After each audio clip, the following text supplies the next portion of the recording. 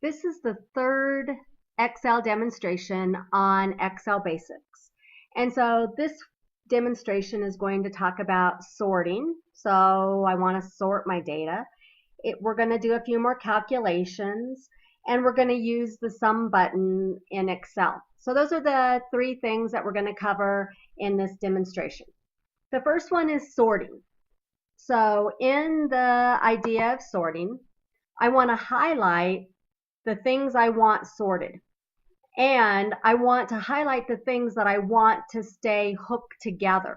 So I want, in this one's case, I'm not going to touch the titles up on the top. And I'm going to go through and I'm going to pick these three and I'm going to go all the way down and I'm going to highlight all 30 items. These are the things that I want sorted, but I want the index 26 to stay with $6.39 to stay with 24 ounces. So it'll keep them together, but it will sort them.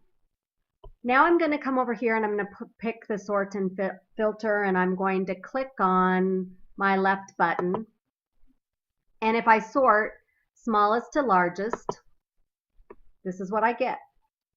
So nothing changed. Starts with 1, goes to 30. That's because the default is that it's sorting by column A. So it's sorting by those numbers that are already indexed in column A. If I click sort and filter again and do largest to smallest, now it starts with 30 and it goes all the way down to 1. So that's not really what I wanted. I wanted it to sort by price, so I can have the lowest priced items on the top and it goes up to the highest. So let's click sort and filter one more time, and let's do a custom sort. So if I do this custom sort, it allows me to pick what I want to sort by.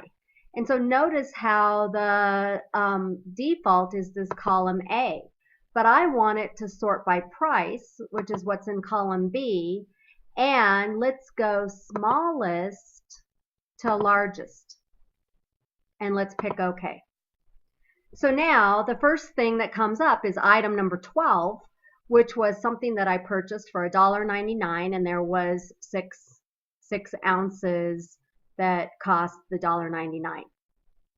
So let's try this one more time and let's sort our other set of data.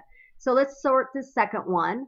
I'm going to highlight these three things together. I'm going to go all the way down to the bottom.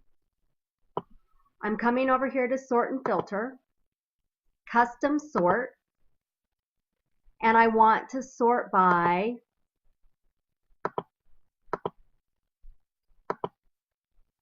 smallest to largest.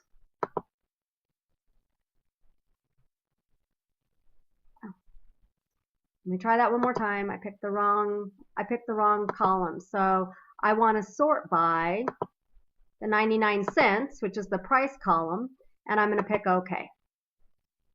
So it's going to turn around, and the top item, my item number 1, happened to be the lowest price at 99 cents. And it went all the way down, and my highest priced item is $13.19, which ended up being item number 11.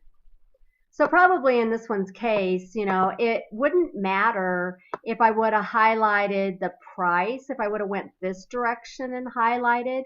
So if I went like this and highlighted them, and I did this, my sort, and I sorted with my custom sort. So let's see what happens this time when I pick price and I sort and I say OK. So I highlighted them because of the fact, so notice what was clicked, because in my custom sort, it said my data has headers. It included the price and the quantity was included as a header, and it sorted everything underneath it. So that was the first thing that we wanted to talk about. The second one was just some random calculations, and I wanted to do something besides just taking a number in one cell and multiplying it by a number in another cell or dividing it by a number in another cell. So I wanted to do something like, what if we wanted to take the cell that has the 18.3 in it, this one up here, And let's say that I took the 18.3 and I wanted to multiply it by 17, and then I wanted to add 5 to it. So let's say that that's the process that I wanted, and I want to load it into this location. So I'm going to say equal. I'm going to highlight the 18.3. I'm going to multiply, so that's the asterisk, the symbol above the number 8, and then 17 plus 5. So Excel is still going to follow order of operations when it does this work. If I wanted to do something different, so let's say that I wanted to take that number, so I'm going to say equal 18.3, and if I wanted to add 5 to it first, and then if I wanted to multiply it by 17. The problem with this is it wouldn't add the 5 to G7 first and then multiply the answer by 17. I have to use parentheses if I want to change the standard order of operations. So I need to come in here and I need to put parentheses around here and say, I truly want you to take G7 and add 5 to it, take that result, and multiply it by 17. So again, you can just do basic calculations. I can just say equals 17.4 times 19 plus 4 divided by 9. So I can type things in just like I'm typing them in a calculator using the symbols. The other simple one that we might want to talk about is just the idea of a power.